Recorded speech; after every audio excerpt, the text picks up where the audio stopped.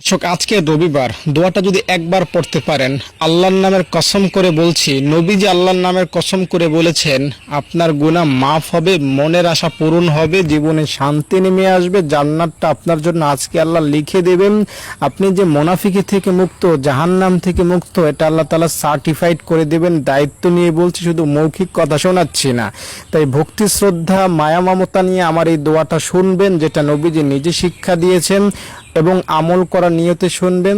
ইনশাল্লাহ দায়িত্ব নিয়ে বলছি, গ্যারান্টি মার্কা কথা বলছি, আপনার গুনাহ A to Z মাফ হবে। আপনি যেদিন জন্ম নিয়েছিলেন সেদিনের মতো হবেন দোয়াটা পড়ার সঙ্গে সঙ্গে। দোয়াটা হলো, আল্লাহুম্মা ইন্নী আসআলুকা বিআন্নী আশহাদু আন্নাকা আনতাল্লাহ লা ইলাহা ইল্লা আনতাল আহাদুস সামাদুল্লাযী লাম ইয়ালিদ ওয়া লাম ইউলাদ ওয়ালাম ইয়াকুল্লাহু কুফুয়ান আহাদ।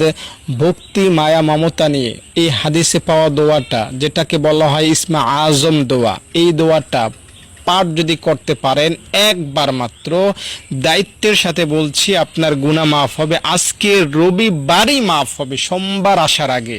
এটা সাত আসমানের মালিক যিনি, তার কসম করে বলছি। নবীজি কসমটা এভাবে করেছেন, ওই রবের শপথ যার হাতে আমার প্রাণ। তোমরা যদি এই দোয়াটা পড়ে কোনো কিছু আল্লাহ তাআলার কাছে কামনা করো, দোয়া করো, সেটা আল্লাহ ফিরিয়ে দিবেন না, কবুল করবেন। তাই এখানে চুল পরিমাণ সন্দেহ নাই যে এই দোয়াটা পড়লে আপনার দোয়া কবুল হবে না, আপনার মনের আশা পূরণ হবে না, গুনাহ মাফ হবে না।